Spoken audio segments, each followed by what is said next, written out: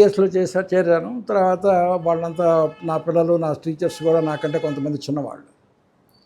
సరే 45 ఇయర్స్ దాకా నేను మెడిసిన్ చేసేసి కంప్లీట్ చేసేసి యూఎస్ వెళ్ళిపోయాను. యూఎస్కి వెళ్ళిన తర్వాత చాలామంది మీకు తెలిసి ఉంటుంది, we have to pass so many exams if you want to be equal practice in America. కాబట్టి ఒక 2-3 ఇయర్స్ కష్టపడి అన్ని ఎగ్జామినేషన్స్ అన్నీ పాస్ అయ్యి బై ద టైమ్ మా తర్వాత రెసిడెన్సీ మళ్ళీ 3 ఏళ్ళు రెసిడెన్సీ చేయాలి యూఎస్లో. అప్పుడు 50 ఇయర్స్కి I made my first $1 as a doctor. 50 ఏళ్ళకి ఫస్ట్ $1 నేను సంపాదించడం జరిగింది డాక్టర్గా. అలా యూనివర్స్ నేను అడిగినటువంటి 2 కోరికల్ని తీర్చేసింది. తర్వాత డాక్టర్ కూడా యూనివర్స్ తనంత, అంటే నా గొప్పతనం అని చెప్పి నేను చెప్పడం లేదంటే అది యూనివర్స్ ఆ రకంగా నేను అడిగేటువంటి దాన్ని మేనిఫెస్ట్ చేసింది అని చెప్పి మాత్రం చెప్తున్నాను. అయిపోయింది, 50 ఇయర్స్ అయిపోయింది. ఫస్ట్ $1 స్టార్ట్ చేశాను. ఆ రకంగా వచ్చేటప్పటికి 56 ఇయర్స్ వచ్చేదాకా I made lot of money. ఎందుకంటే అప్పటిదాకా లేట్ అయిపోయింది కదా, ఇక త్వరగా అరేంజ్ చేయాలి. ఎందుకంటే నాకు 60 ఇయర్స్కి ఇంకొక వేరే ప్లాన్ ఉంది, 62 ఇయర్స్కి అని చెప్పేసి I work for 3 shifts for 7 days A week అని చెప్పి నేను మ్యాక్సిమం వర్క్ చేసేసి నాకు ఇంత మనీ కావాలి అని చెప్పి నేను ఒక లిమిట్ అయితే పెట్టుకున్నాను. This much money I need in my life before I retire అని చెప్పి పెట్టుకున్నాను.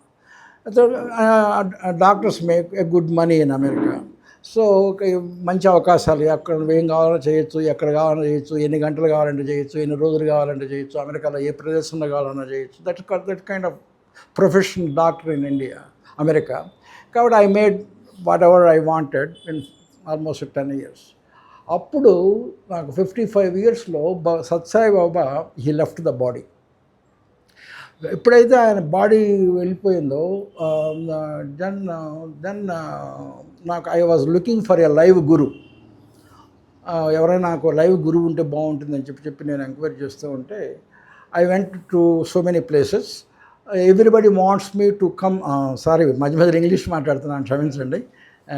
వాళ్ళు నన్ను స్వయంగా మీరు మా దగ్గరకు వచ్చి కనుక ఉంటే మేము మీకు శిష్యుడిగా తీసుకుంటాం అని చెప్పి చాలామంది చెప్పడం జరిగింది. కానీ నా ఉద్యోగరీత్యా నేను వాళ్ళ దగ్గరికి వెళ్ళటం కుదరకపోయేది. అప్పుడు నేను గూగుల్లోకి వెళ్ళి నేను ఉండేటటువంటి స్టేట్ డెట్రాయిట్, మిషిగన్ స్టేట్లో ఆశ్రమ్స్ ఇన్ మిషిగన్ అని చెప్పి గూగుల్లో పెడితే అప్పుడు సంబోధ్ ఆశ్రమ్ అని చెప్పి కలామజు అని చెప్పి ఒక ఆశ్రమం ఇచ్చేసేసి దాని ఫోన్ నెంబర్ కనిపించింది. Then I dialled the phone and then అవతల వైపు Swami Bodhananda here who is speaking అని చెప్పి అంటం జరిగింది. ఆయన ఎవరంటే ఆశ్రమంలో ఉన్నటువంటి స్వామీజీ.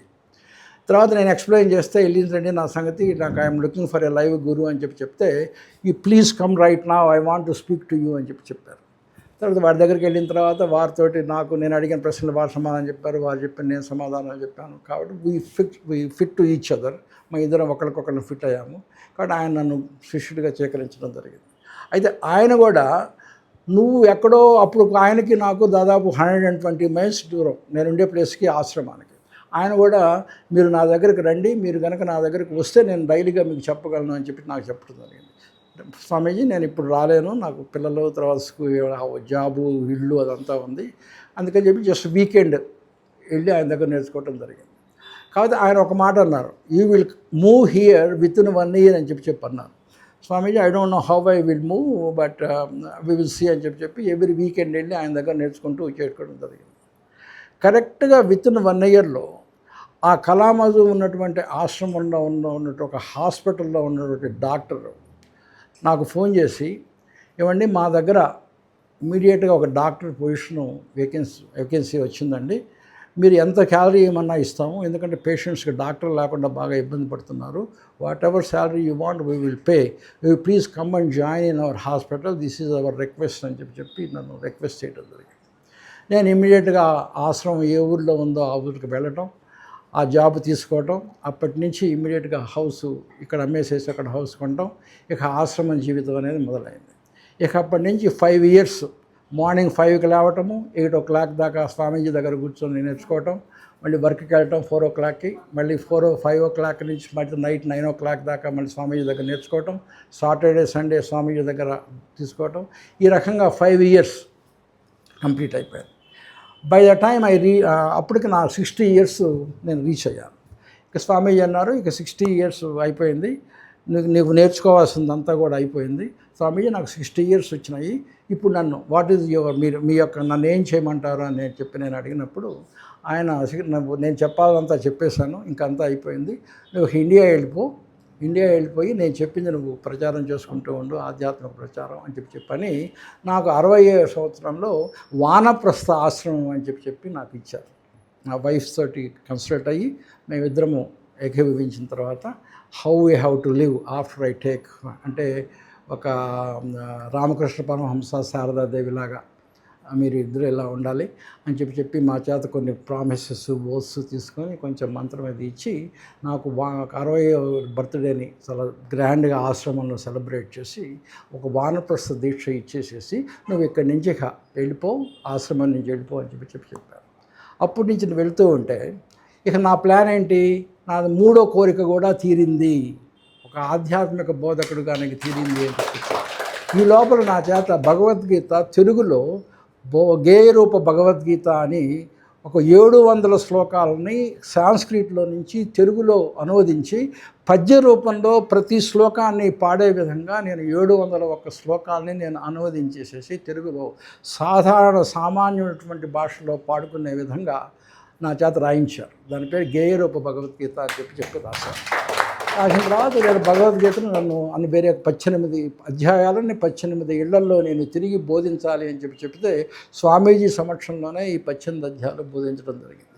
ఇక బోధించావు కదా, నువ్వు ఇండియా వెళ్ళిపోయి నీ ప్రచారం చేసుకోమని చెప్తే ఇక ఆయన మాట విని ఆ వానప్రస్థ దీక్ష తీసుకొని 60వ సంవత్సరం ఇదైపోయిన తర్వాత ఇక నా ఉద్యోగానికి నేను రిటైర్మెంట్ నోటీస్ ఇచ్చేసేసి ఉన్నటువంటి ఇళ్ళు అమ్మేసేసి ఇక నేను వచ్చేసేద్దాము అని చెప్పి 1 మంత్ నోటీస్ ఇచ్చేసేసి అపార్ట్మెంట్ తీసుకొని ఆ 1 మంత్లో అపార్ట్మెంట్లో ఉండి వెళ్ళిపోదామని చెప్పి తీసుకున్నాను.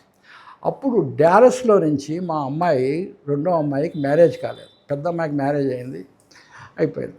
2వ అమ్మాయికి 35 ఇయర్స్ మ్యారేజ్ కాలేదు. ఎందుకంటే అమ్మాయి నాకు జాబ్ ముఖ్యము, మ్యారేజ్ ఈజ్ నాట్ ఇంపార్టెంట్. అమెరికాలో పిల్లలు చాలామంది అలానే ఉంటారు, marriage is not important, my profession is important, my financial stability is important, my independence is important, ఇట్లా మాట్లాడుతుంటారు అమెరికాలో. She is more little bit American kind of kids. నేను ఇట్స్ ఓకే, నువ్వు చెప్పావు కదా నీ ఇష్టం, మేము వెళ్ళిపోతున్నా, I can't wait for you, I can't waste my life for your sake, నేను చెప్పని చెప్తే పాప మా వైఫ్ ఏమంటే అమ్మాయికి పెళ్లి చేయకుండా వెళ్తున్నాము, పెద్ద అమ్మాయికి చక్కగా పెళ్లి చేస్తాము, మీరు రమ్మంటే మీతో పాటు వస్తాను, కానీ నాకు అదొక్కటి కోరిక ఉందండి అని చెప్పి. అప్పుడు మా అమ్మాయి ఫోన్ చేసి, అమ్మ మీరు ఇండియా వెళ్ళిపోతున్నారు కదా, మీరు వెళ్ళిపోండి, మీరే నేను ఉండాల్సిన అవసరం లేదు, కానీ ఎటు వెళ్తున్నారు కాబట్టి నా దగ్గర ఒక 3 months నా అపార్ట్మెంట్లో నాతో పాటు ఉండి నాతో స్పెండ్ చేసి మీరు వెళ్ళిపోండి అమ్మా, కనీసం 3 నెలలు నాతో ఉంటారు కదా అని ఒక కోరిక నాకు తీర్చండి అమ్మా అని చెప్తే మా వైఫ్ ఏమండి క్యాన్సిల్ చేయండి, అమ్మాయి ఇంకేం అడగటం లేదు కదా, జస్ట్ 3 months వెళ్ళిపోమంటుంది, మీ ప్లాన్ ఏం చేంజ్ కాదు కదా, let us go and stay with here for 3 months and then go to India అని చెప్పి అప్పుడు మేము డాలస్ వచ్చేసేసి డాలస్లో అమ్మాయితో పాటు ఒక అపార్ట్మెంట్లో ఉండి మేమిద్దరం చేసుకున్నాం.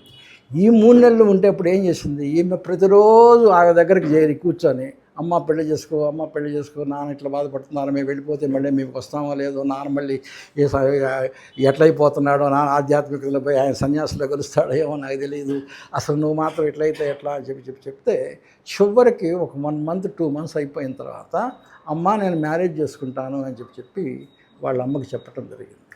ఇప్పుడు ఇమ్మీడియట్గా నా వైఫ్ ఏమంటే అమ్మాయి మ్యారేజ్ చేసుకుంటుందంట కదా, మీరు పెద్ద ఇల్లు కొనేసేసి అమ్మేసేసి అపార్ట్మెంట్ వచ్చారు కదా, పెద్ద అమ్మాయికి ఇంట్లో మ్యారేజ్ చేశారు కదా, పెద్ద ఇంట్లో, చిన్న అమ్మాయిని అద్దెంట్లో మ్యారేజ్ ఎట్లా చేస్తారని నేను ఒప్పుకోను, కాబట్టి మీరు ఇమ్మీడియట్గా ఇల్లు కొనేసేయండి డాలస్లో అని చెప్పి నా చేత పెద్ద ఇల్లు కొనిపించింది. ఎందుకంటే పెద్ద ఇల్లు కొనిపించేసిన తర్వాత ఇల్లు కొనేసాం. ఇల్లు కొనేసిన తర్వాత ఆ అమ్మాయిని ఆ ఇంట్లో చేరిన తర్వాత అప్పుడు ఆమె చేరింది, ఇల్లు ఇదైపోయింది. ఇక ఆ అమ్మాయికి వచ్చేసిన తర్వాత ఇక ఆ అమ్మాయి ఇంట్లో నుంచి జాయిన్ చేస్తుంది. కరెక్ట్గా 3 నెలలకి మా అమ్మాయి వచ్చి మా ఇద్దరిని రోజు సాయంత్రం కూర్చోబెట్టి, అమ్మా నాన్న ఐ ఫౌండ్ ఏ బాయ్, ఒక అబ్బాయిని నేను చూసుకున్నాను, I love him so much, మేమిద్దరు ఆ అమ్మాయిని మ్యారేజ్ చేసుకుంటాము అని చెప్పి ఆ అమ్మాయి నాకు చెప్పింది. నేను ఎవరిని తీసుకొస్తుందో ఏమో అమెరికన్ టైప్ ఆఫ్ కిడ్డు ఏ ఆఫ్రికన్ అమెరికన్ని ఎవరిని తీసుకొస్తుందో అని చెప్పి కొంచెం మన కస్టమ్స్ ఉంటాయి కదా అని చెప్పాను. ఆమె పేరేంటమ్మా అని అడిగా. అందుకే పేరును బట్టి ఎవరో తెలుసుకోవచ్చు అని చెప్పి పేరేమంటే ఆమె ఏం చెప్పిందంటే సప్త ఋషి అని చెప్పి ఆ అమ్మాయి పేరు, అతని పేరు సప్త ఋషి. అమ్మయ్య అనుకున్నా, సప్త ఋషి అని చెప్పి. అది అయిపోయిన తర్వాత సరే ఇంటికి తీసుకొని రమ్మా అని చెప్పారు. సరే సాయంత్రం ఇమీడియట్గా వెళ్ళి ఇంటికి తీసుకొస్తే ఆ అబ్బాయి 6 feet 3 inches, మా అమ్మాయి 4 feet 9 inches. అసలు వీళ్ళిద్దరికీ ఎట్ట కుదిరింది అసలు అని చెప్పి ఒక్కళ్ళని విడిచి ఒక్క క్షణం ఉండలేనటువంటి ఎఫెక్షన్ ఇద్దరికి. సరే చేసేసి ఇమీడియట్గా చేసేసి అమ్మ నాకు 7 రోజులు పెళ్లి కావాలి అని చెప్పి నేను చిన్నప్పటి నుంచి కొనుక అమ్మ నువ్వు ఒప్పుకున్నావు అదే చాలు, 7 రోజులు కాదు 10 రోజులు చేయమన్నా చేస్తాను అని చెప్పి ఆ అమ్మాయికి పెళ్లి చేసేసేసి వాళ్ళిద్దరు వెంటనే చాలా రోజుల నుంచి జాబ్ చేస్తుంది అమ్మాయి. She is well of. వెంటనే వాళ్ళిద్దరు ఆయన వెల్ ఆఫ్, ఇద్దరు కలిసి వేరే ఇమీడియట్గా ఇల్లు కొనుక్కొని మా ఇంట్లో నుంచి వెళ్ళిపోయారు.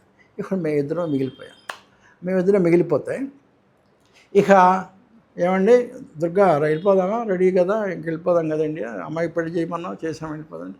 ఓకేనండి మీ ఇష్టం, ఇండియా వెళ్ళిపోమన్నాం, నా మాట విన్నారు కాబట్టి ఇప్పుడు నేను మీ మాట వింటాను, ఇంకా ఇండియా వెళ్ళిపోదాం అని చెప్పాను. ఇక ఏం చేయాలి అని చెప్పి రిటైర్ అయిపోయాం కదా అని చెప్పి నాకేం పని లేదు. అందుకే రోజు మార్నింగు నేను వాకింగ్కి వెళ్తూ ఉంటాను డాలస్లో. ఇలా వెళ్తూ ఉంటే ఇప్పటికేమైపోయినాయి, భక్తి యోగం అయిపోయింది, స్కూల్గా డాక్టర్గా కర్మయోగం అయిపోయింది, ఒక గురువు గారి దగ్గర జ్ఞానం నేర్చుకొని జ్ఞానయోగం కూడా కంప్లీట్ చేస్తాను. ఇలా వెళ్తూ ఉంటే రవీంద్ర గారు అని ఒక ఆయన ఇక్కడే ఉంటారు, హైదరాబాద్లోనే ఉంటారు. వాళ్ళ పిల్లల కోసం అని చెప్పేసి డాలస్లో వచ్చి ఉంటారు. ఏమంటే మీరు ఎవరో కొత్తగా పరిచయం, మీరు ఎవరో తెలుగు వాళ్ళలాగా ఉన్నారండి, మిమ్మల్ని చూస్తుంటే ఎక్కడ ఏంటంటే అవునండి తెలుగు వాళ్ళవే అని చెప్పి ఒకళ్ళకొకళ్ళకి ఒక పార్కులో పరిచయం చేసుకోవటం జరిగింది. సో ఇంటికి వచ్చేసిన తర్వాత ఆయన పిలిచి ఏమండి ఈరోజు లక్ష్మీ గారు అనేటటువంటి ఒకళ్ళ ఇంట్లో ధ్యానం జరుగుతుంది, మీరు ఖాళీగా ఉంటా అన్నారు కదా, మీరు కూడా వస్తారా ఆ ధ్యానానికి అని చెప్పి నన్ను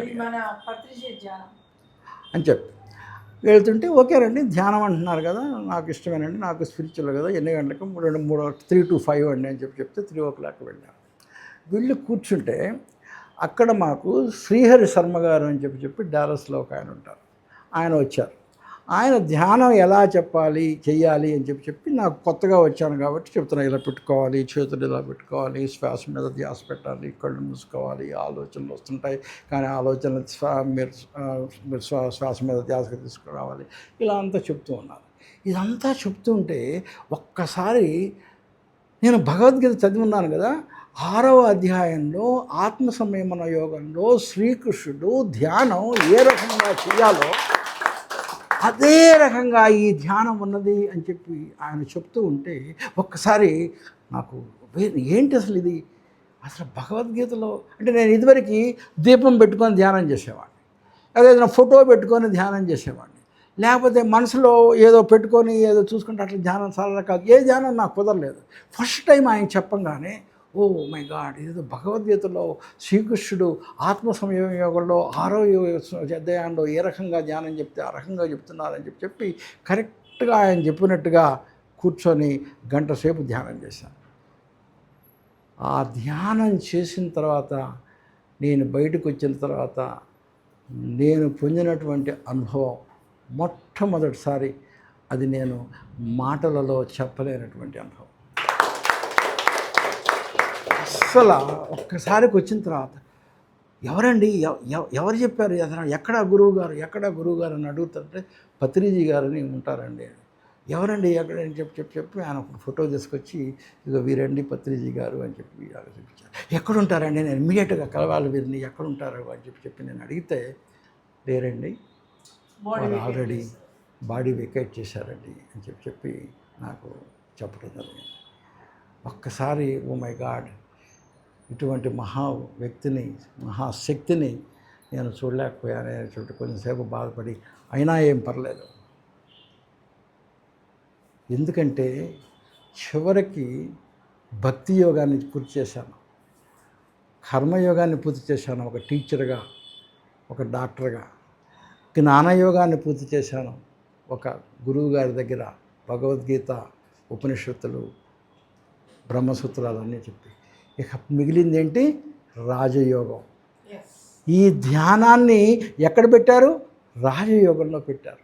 కాబట్టి కరెక్ట్ టైంలో నేను ఎక్కడికి నన్ను విశ్వం చేర్చాలో అక్కడికి చేర్చింది ఇది ధ్యానం అని చెప్పి ఇమ్మీడియట్గా కనెక్ట్ అయిపోయి అప్పటి నుంచి దీనికోసం నేను ఇమ్మీడియట్గా ఇండియా పోకుండా ఇది నేర్చుకొని ఇండియా పోవాలి అనేటటువంటి ఉద్దేశంతో నాకు ఈ పరిచయం చేశారని చెప్పి నేను భావించి అప్పటి నుంచి ఇక నా ధ్యాన ప్రచారం అని చెప్పి నేను మొదలుపెట్టాను.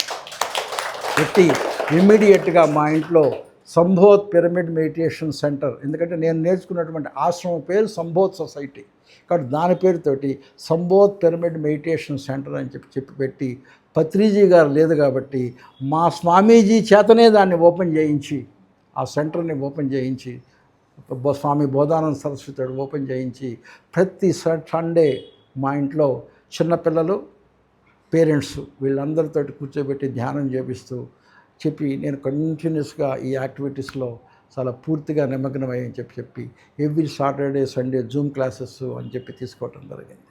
ఇలా అయిపోయిన తర్వాత నాకు 68 ఇయర్స్ ఇంట్లోకి ఎంటర్ అయ్యాను. 68 ఇయర్స్లోకి ఎంటర్ అయిన తర్వాత అమెరికాలో మాకు social security benefits, retirement benefits ఇవన్నీ చాలా ఉంటాయి. అవన్నీ కూడా 60 ఇయర్స్ అయ్యేటప్పటికి కంప్లీట్గా మెచ్యూర్ అయిపోయి నేను ఎక్కడ కూర్చున్నా సరే నాకు కావాల్సిన అమౌంట్స్ కానీ ఇది కానీ నాకు ఉంటుంది. ఇక ఫ్రీగా అమెరికాలో నాకేంటి తృప్తిగా నా జీవితం అంతా నిత్యం ఈ రకంగా ధ్యాన ప్రచారంలో ఉండాలి అని చెప్పి కోరికతోటి నాకు ఉండేది. కాకపోతే అమెరికాలో కొంచెం అసంతృప్తి ఏంటంటే అమెరికాలో ఓన్లీ సాటర్డే సండే మాత్రమే చెప్పడానికి అవకాశం ఉంటుంది. మిగతా రోజుల్లో ఎవరు వినరు, ఎవ్రీబడి ఈజ్ వెరీ బిజీ. అది కూడా సాయంత్రం 7 to 8 కాబట్టి ఒక జూమ్ క్లాస్ పెడతారు. ఆ జూమ్ క్లాస్లో కూడా పెట్టేటప్పుడు ఏంటి, సగం మంది ఆ ఫోటోలు ఆన్ చేయరు, వాళ్ళు వింటున్నారా లేదా ఏంటో కూడా, ధ్యానం పెట్టినప్పుడు కూడా ఏదో ఉంటుంటారు కానీ వాళ్ళు ధ్యానం చేస్తున్నారా లేదా. అందుకని జూమ్ క్లాసెస్ మీద నాకు అంత లైవ్గా చెప్పాలి, చెప్పేటప్పుడు మనం ఒకరికొకళ్ళు మాట్లాడుకోవాలి అనే కోరిక ఉన్నది. అటువంటి కోరిక అమెరికాలో సాధ్యం కాదు. అది సాధ్యమయ్యేది ఇండియాలో ఎలా ఉంటుందో నాకు తెలియదు. కాబట్టి ఇండియా వెళ్ళి ఒక 2.5 నెల ఇండియాలో చూసి, ఇండియాలో నా యొక్క ధ్యాన యొక్క ప్రచారాన్ని జనం ఎలా ఉపయోగించుకుంటారో చూడాలి అనేటువంటి ఉద్దేశంతో నేను ఇండియా రావడం జరిగింది. కరెక్ట్గా జనవరి 20వ తేదీ హైదరాబాదులో ల్యాండ్ అయ్యి గుంటూరు వెళ్ళటం జరిగింది. ఎవరో తెలియదు, ఇండియాలో నాకు ఎవరో తెలియదు, ధ్యానం ఎలా వెళ్ళాలి అని చెప్పి నాకు ఎక్కడికి వెళ్ళాలో తెలియదు, ఎవరికి వెళ్ళి ఏముండే నేను పత్రిజీ వారిని నాకు ఎవరి దగ్గరికి వెళ్ళి మాట్లాడాలో నాకేమీ తెలియదు. అప్పుడు అంతకుముందు 3 నెలల క్రితం విజయసారథి గారు అని చెప్పి వీరికి తెలిసినటువంటి వాళ్ళు గుంటూరు డాలస్ వచ్చి శ్రీహరి గారి ఇంటికి ఆయన ఇన్వైట్ చేస్తే నేను కూడా వెళ్ళినప్పుడు ఎక్కడండి అంటే మాది ఒట్టి చెరుకూరండి అని చెప్పడం జరిగింది. అప్పుడప్పుడు కొంచెం మేము ఇద్దరం ఫోన్లో మాట్లాడుకుంటాం. నేను యుఎస్ నుంచి వచ్చేటప్పుడు ఏమంటే నాకు కొన్ని మెడిసిన్స్ కావాలి, మీరు కొంచెం తెచ్చి పెడతారా అని చెప్పి విజయసారథి గారు నాకు చెప్పడం జరిగింది. ఆయన గ్రేట్ మాస్టర్ అండి విజయసారథి గారు. ఆయన అక్కడ పిరమిడ్ కట్టి ఎంతో మందికి ధ్యానం చెప్తూ ఉంటారు. అవును, చెప్తున్నప్పుడు ఓకేనండి తెచ్చి పెడతాను అని చెప్పి సరే ఆ మెడిసిన్స్ తీసుకొచ్చి ఏమండి గుంటూరు రాగానే ఏమండి వారికి కూడా చెప్పాలి నా ప్లాన్ ఏంటి అనేది. వచ్చిన తర్వాత ఏమంటే మెడిసిన్స్ తెచ్చానండి అని చెప్తే వాడు మెడిసిన్, ఎందుకంటే ఎందుకు చెప్తున్నారంటే విశ్వం నువ్వు ఒక్కదాన్ని కనుక అడిగితే విశ్వం నువ్వు అడిగినటువంటి నిజం చేయటానికి ఎంతమందిని ఏ రకంగా ఆ విశ్వం నీ జీవితంలో ఆడుకుంటుంది, కనెక్ట్ చేస్తుంది, డాట్స్ని కనెక్ట్ చేస్తుంది అనేటువంటి విషయానికి ఒక దృష్టాంతరంగా ఈ విషయాలు మీకు చెప్పడం జరుగుతుంది. వాళ్ళు చెప్తే ఏమంటే మీకు మెడిసిన్స్ తెచ్చానని చెప్తే ఆయన తీసుకోవడానికి వైఫ్ అండ్ హస్బెండ్ మా ఇంటికి వచ్చారు. వచ్చిన తర్వాత మాట్లాడుకున్న తర్వాత పిచ్చాపాటి మాట్లాడుకున్న తర్వాత ఏం డాక్టర్ గారు ఎన్ని రోజులు ఉంటారు ఏమిటి అని చెప్తే ఏమండి ఆ రోజు ఏంటి ఇట్లా నేను ధ్యాన ప్రచారం కోసం వచ్చానండి, ఇండియాలో ఎలా ఉంటుంది, ఇండియాలో నా ఉపయోగం ఏమన్నా ఉందా అని చెప్పి అడిగితే ఇంత చెప్పడం జరిగింది. ఆయన ఒకటే మాట అన్నారు, ప్రసాద్ గారు చాలా గొప్ప సంకల్పంతో వచ్చారు, రేపే మీ ప్రయాణం అని చెప్పన్నారు. ఏంటండి రేపేనా? ఎవరితో మాట్లాడలేదు, ఏమీ లేదు, మీరు కనీసం ఫోన్ చేసి ప్రోగ్రాం గురించి కూడా ఏం చెప్పలేదు, రేపే మీ ప్రయాణం అంటున్నారు. ఏమిటి, నేను ఇంకా ఏం మాట్లాడాలో కూడా నేను ఇంకా ప్రిపేర్ కూడా కాలేదు, మీరు రేపే మీ ప్రయాణం, ఇంకా వచ్చాను, జెట్ ల్యాగ్ కూడా ఇంకా నాకు ఎన్ని రోజుల్లో ఉంటుంది అంటే అదంతా సార్ మీరు అడిగారు కదా, నేను మీద చెప్పాను, మీరు చెప్పదలుచుకుంటే రేపే ప్రయాణం. నేను ఎగిరి గంతేసాను. జెట్ ల్యాగ్ లేదు, ఏమీ లేదు, రేపే అన్నాను. కాబట్టి ఏమిటి అంటే ఆ రోజు పౌర్ణమి, మరుసటి రోజు పౌర్ణమి. ఏమంటే కొర్నేపాడు అనేటటువంటి ఒక గ్రామంలో పౌర్ణమి ధ్యానానికి మాస్టర్ దొరకలేదండి మాకు ఇంతవరకు. ఇక ఎవ్వరూ దొరకలేదు కాబట్టి నేనే తీసుకోవాలనుకుంటున్నాను ఆ క్లాసు. కాబట్టి అది మీకోసం నిర్ణయించబడింది ఆ క్లాసు. మీరు వచ్చి ఆ కొర్నేపాడులో పౌర్ణమి ధ్యానంతో ఫుల్ డే క్లాస్తో మీ ఈ యొక్క జర్నీ ప్రారంభించండి అని చెప్పి జర్నీ ప్రారంభించండి. కొర్నేపాడు గ్రామంలో స్టార్ట్ చేశాం. అప్పటి నుంచండి దాదాపు 65 రోజులు, దాదాపు మోర్ దాన్ 50 టాక్స్, 50 ప్రోగ్రామ్స్ కంటిన్యూస్గా జరుగుతూనే ఉన్నాయి. ఒక్కొక్క రోజు అయితే 2-3 క్లాసులు ఒకే చోట అయితే 2 ఈ రకంగా వశిష్ఠ. తర్వాత ఇంకోటికి వస్తే నాకు పిరమిడ్ అందరూ చెప్తున్నారు కానీ ఎలా పిరమిడ్ ఎలా ఉంటుంది, ఏమిటి లోపల ఎలా ఉంటుంది అని చెప్పినప్పుడు నాకు తెలియదు. అందుకని తర్వాత ఏమన్నారు, వశిష్ఠ గౌతమి అనేటువంటి పిరమిడ్ ఈ ప్రపంచంలో మొత్తానికి కూడా చాలా పెద్ద పిరమిడ్ అని చెప్పడం జరుగుతుంది.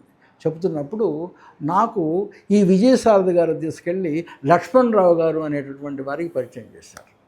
లక్ష్మణరావు గారు ఇమీడియట్గా ఫోన్ చేసి, నేను వశిష్ఠ గౌతమి పిరమిడ్కి వెళ్తున్నానండి, మీరు నాతో వస్తారా అని చెప్పి అడిగారు.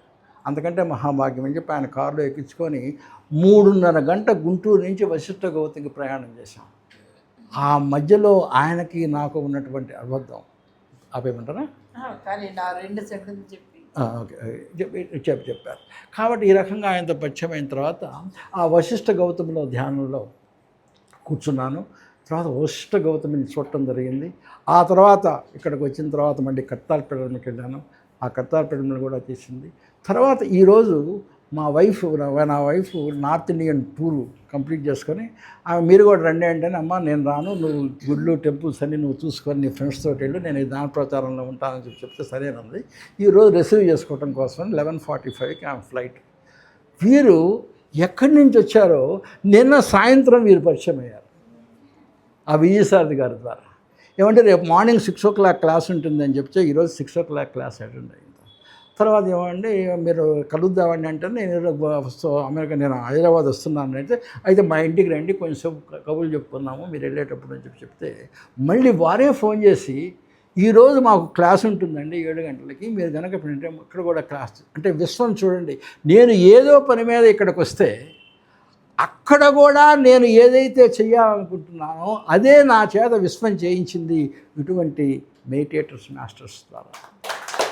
కాబట్టి నేను ఈ సందర్భంగా చెప్పేది ఏంటి అంటే, మీలో సంకల్పం గనక ఉంటే, మీ సంకల్పము గనక ఉంటే, ఈ నేచర్ మీ సంకల్పాన్ని నిజం చేయడానికి ఎంత శ్రమ పడుతుందో మీకు కావాల్సినటువంటి పుస్తకాలను మీ దగ్గరకు తీసుకొచ్చేటట్టుగా స్వాధ్యాయం, మీకు తెలుసుకున్నటువంటి వ్యక్తులను మీకు పరిచయం చేసేటట్టుగా సజ్జనటువంటి సాంగత్యం. కాబట్టి ఇటువంటి విధంగా మిమ్మల్ని అనుకున్న విధంగా చేస్తుంది. కాబట్టి వీటన్నిటికీ నన్ను చేసింది ఏంటంటే, నేను నేర్చుకున్నటువంటి ఆనాపానాసతి ధ్యానం అనేది నన్ను ఇక్కడి దాకా తీసుకొచ్చింది. తర్వాత ఈ విధంగా ఇంకా ముందుకెళ్ళాలన్నటువంటి ఇప్పుడు చివరికి ఏం నిర్ణయించుకున్నానంటే, నాకు చాలా నచ్చిందండి ఇండియాలో ఈ రెండుది. కాబట్టి నేను వెళ్ళి ఈ 2.5 months సమ్మర్లో అక్కడ ఉండి, నేను అక్కడ ఎన్ని సెట్ చేసుకొని మళ్ళీ ఇండియాకు వచ్చి, ఇండియాలో 10 months, అమెరికాలో 2 months. అంటే ఇప్పుడు దాకా ఏం చేసేవాడిని, ఇండియాలో 2 months, అందుకని అమెరికాలో వింటర్లో ఉన్నప్పుడు ఇండియాకి వచ్చేవాడిని. కానీ నేను కొద్దిగా ఒక కోరిక జాన్ అమెరికా కావాలంటే మీలాంటి వాళ్ళందరూ కావాలి తప్పనిసరిగా. కొద్దిగా మీరు 6 months అక్కడ 6 months ఇక్కడ ఉండే విధంగా ఆలోచించమని విజ్ఞప్తి చేస్తున్నా. అట్లా చేసి చెయ్యాలనేటువంటి ఉద్దేశంతో వెళ్ళి ఈ సమ్మర్ అయిపోగానే మళ్ళీ వచ్చేసేసి నా కార్యక్రమాలు కొనసాగించాలనేటువంటి ఉద్దేశంతో ఉన్నాను. ఇక విశ్వం ఎలా చేస్తుందో నన్ను ఎలా ఉపయోగించుకుంటుందో చూస్తాను. కాబట్టి నాకు అవకాశం ఇచ్చినటువంటి మీకు నేను తలవకుండానే నాకు ఈరోజు మళ్ళీ క్లాస్ తీసుకొని నా యొక్క ఆధ్యాత్మిక జర్నీ కంటిన్యూ చేయడంలో సహకరించినటువంటి మీరందరూ లేకపోతే నేను ఈ క్లాస్ తీసుకునేవాడిని కాదు. కాబట్టి మీరందరూ వచ్చి నా చేత పత్రిజీ గారు పలికించినటువంటి ఈ మాటలని మీకు పలికించేటువంటి అవకాశం కల్పించినందుకు మీరందరికీ కూడా కృతజ్ఞతలు తెలుపుకుంటూ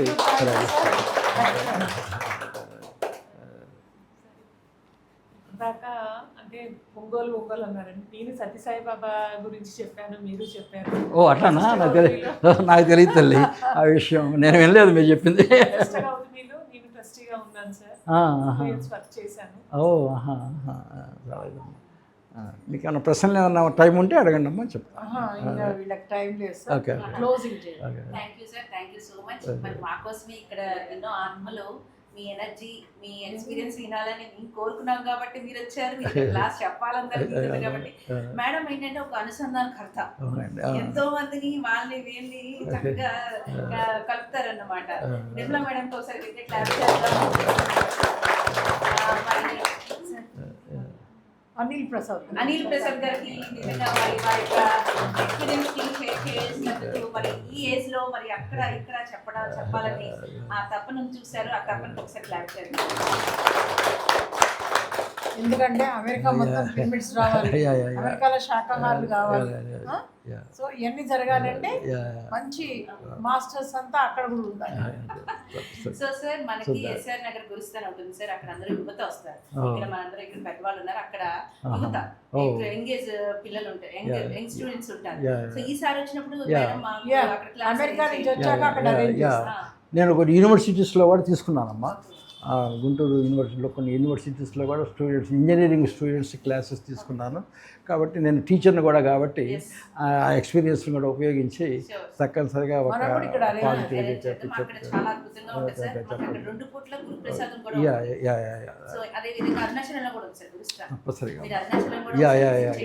ఎక్కడికైనా నేను రెడీ అమ్మా, అది నా ఖర్చులు పెట్టుకొని.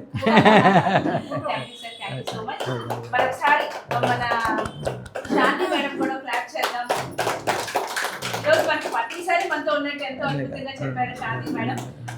చాలా చాలా చాలా అంటే ప్రతిసారి చూడని వాళ్ళకి మంచి ఎక్స్పీరియన్స్. ఎందుకంటే నేను కూడా చూడలేదు, కానీ చూడకపోయినా సరే ఆయనకి నాకు ఏదో ఒక అనుభవం ఉన్నటువంటి ఫీలింగ్. మనందరం ఫోటో దిగుతాం.